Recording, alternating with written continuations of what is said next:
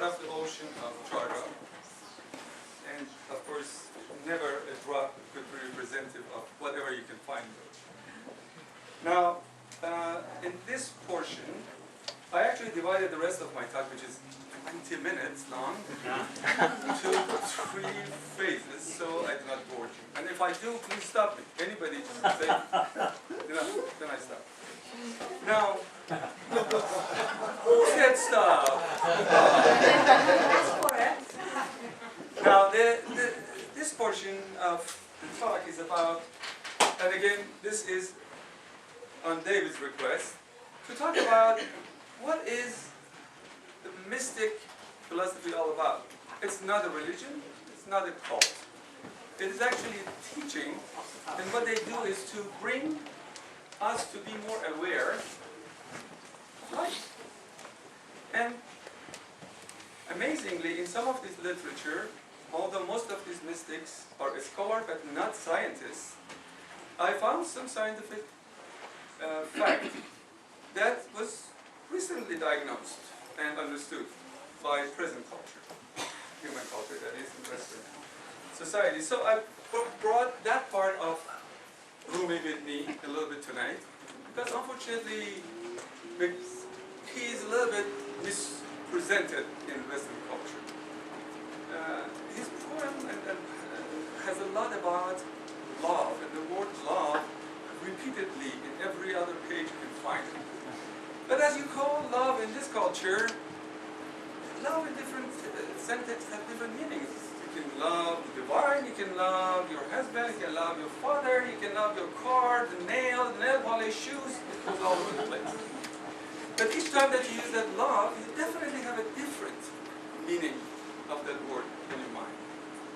Unfortunately, commercializing that to physical love in Western culture turned it to postcards that you give to your significant others that have love poems of Rumi on it. Nice! But if you read that and just replace that word love with something like divine, faith, truth, then you would see another meaning to it, which is really what he meant. So, please, next time you read anywhere from Rumi, just replace that love with faith, path, divine, and see what kind of meaning you get out of that. So, tonight I brought with me a portion of this poem that mesmerized me to date, and I would like to share. Now, about the mysticism, what is this all about? How do we perceive the being, whatever that is, got the universe, multiverse, world outside ourselves? The only way we perceive that is through 5 senses. There are inward inputs of specific electromagnetic waves with specific wavelengths. The physicists know hertz is the unit of frequency per second, right? How many frequencies per second? For example, touch from 30 to 50 hertz per second, you feel it as touch. Then from 30 or 20 to 20,000 hertz, it's perceived by our hearing. Then there's a big gap from there, from 20,000 to 10 to the power of 12, 400 to 500 terahertz, which is perceived by the eyes. Very small spectrum, from red to ultraviolet. Pretty much that's what it is. It's like if I have a big picture and I put a curtain over it and have 3 holes in it and say, hey, look at the picture, what do you see? There's no way you can see the whole picture until you drop that curtain. And this is the teaching that Sufis have, to teach us how to work our way through dropping the curtains and see the real picture of what's out there. Now, there are 4 categories that essentially makes the life experience. One is physical body. Where is it coming from?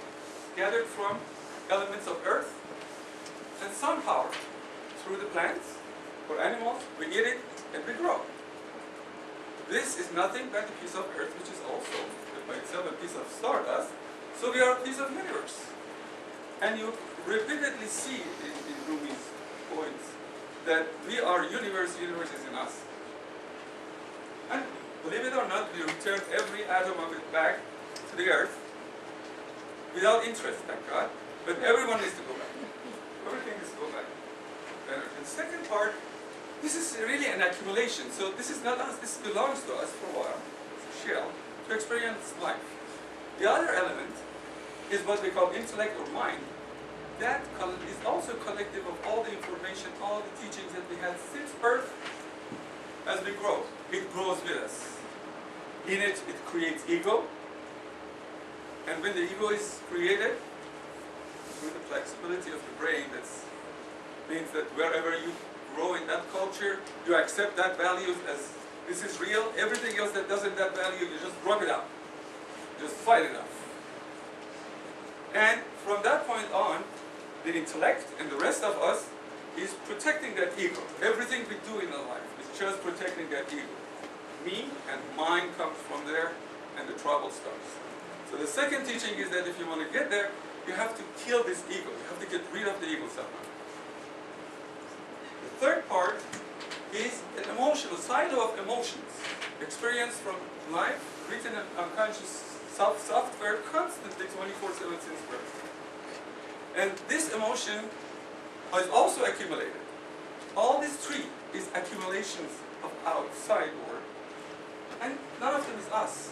The fourth element, which is what we call life energy, some people call it soul, there are different names, is what utilizes these three forces to experience what we call life.